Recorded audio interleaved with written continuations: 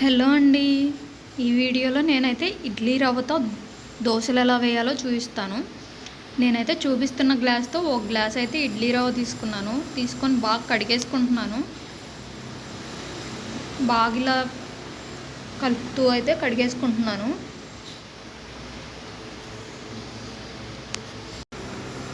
ఇడ్లీ రవ్వను అయితే 2-3 సార్లు బాగా కడుక్కోవాలండి. అప్పుడే స్మెల్ రాకుండా ఉంటుంది. సరిగ్గా కడగకపోతే వాసన వచ్చేస్తుంది. నేనైతే ఇలా కలుపుకుంటూ బాగా పిసుకుతూ కడిగేస్తున్నాను. కడిగేసి ఫస్ట్ అయితే కొంచెం నీళ్ళు పట్టుకొని కడుగుతున్నాను. ఎందుకంటే ఇడ్లీ రవ్వ అయితే నీళ్ళని బాగా పీల్చేసి మనం నీళ్ళు ఉంచిన తర్వాత బయటకు వస్తుంటాయి.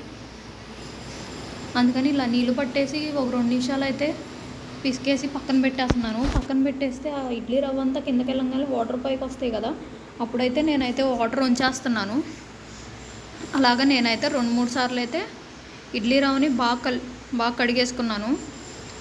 ఈలోగా అయితే స్టవ్ మీద అయితే నేనైతే కొంచెం వాటర్ పెట్టేసుకున్నాను. వాటర్ అయితే ఇప్పుడైతే నేను కడుక్కున్న ఇడ్లీ రవ్వలో వేడి నీళ్ళు అయితే వేసేసి ఒక 10 నిమిషాలు నానబెట్టుకుంటున్నాను ఇడ్లీ రవ్వని.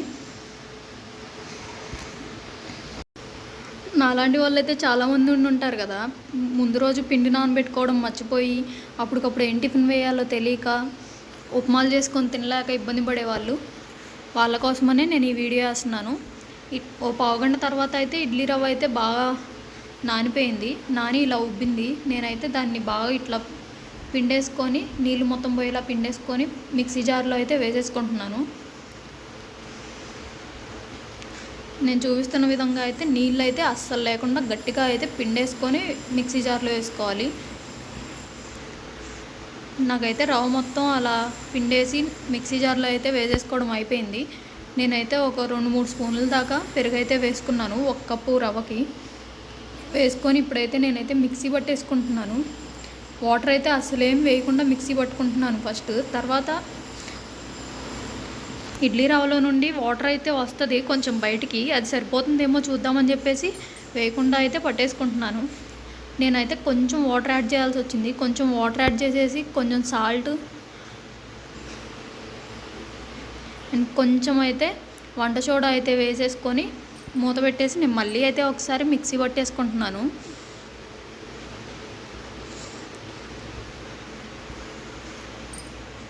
మిక్సీ పట్టుకున్న తర్వాత నాకైతే ఇప్పుడైతే పిండి అయితే మెత్తగా వచ్చేసింది, దోశ పిండిలాగా. ఆ పిండిని మొత్తం అయితే ఒక గిన్నెలోకి అయితే మార్చేసుకున్నాను. మిక్సీ జార్లో నుండి మార్చేసుకొని స్టవ్ మీద అయితే ఒక దోశ పెనం అయితే పెట్టేసుకొని ఆనియన్ అయితే కట్ చేసుకొని ఇట్లా చూస్తున్నట్లుగా ఆనియన్ వేసి రుద్దేస్తున్నాను దోశ పెనంకి. మనం ఇలా ఆనియన్ వాడటం వల్ల దోశలు అయితే అంటుకోకుండా వస్తాయి.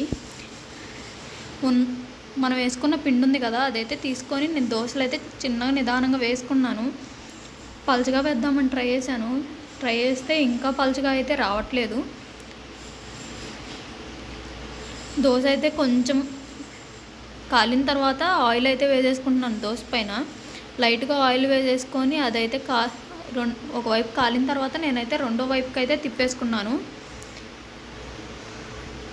నేను వస్తుందా రాదా అని భయపడ్డా కానీ చాలా బాగా వచ్చినాయి దోశలు అయితే. లాస్ట్ టైం ట్రై చేసినప్పుడు అయితే నాకు అంత బాగా రాలేదు, ఈసారి అయితే చాలా బాగా వచ్చినాయి. నేను దోశలు వేస్తుంటే నా కాలు దగ్గర మా వాడైతే తిరుగుతూ గొడవ వేసేస్తున్నాడు. దోశలు రావటమే కాదండి, చూడడానికి కంటికే కాదండి బాగుంది. టేస్ట్ కూడా చాలా బాగున్నాయి. వేడి మీద తింటే ఆరిపోయిన తర్వాత అయితే కొంచెం మెత్తగా అనిపిస్తున్నాయి, కానీ వేడిగా తింటే అయితే చాలా బాగున్నాయి.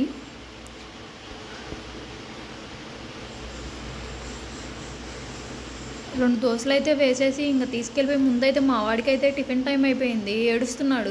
అందుకని వాడికైతే పెట్టేస్తున్నాను.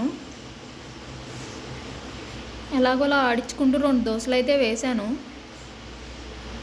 వచ్చి చూడండి స్టవ్ దగ్గర నా చుట్టూరు తిరుగుతూ గొడవ చేస్తున్నాడు. నేను వీడియో తీస్తుంటేనేమో నవ్వుతున్నాడు.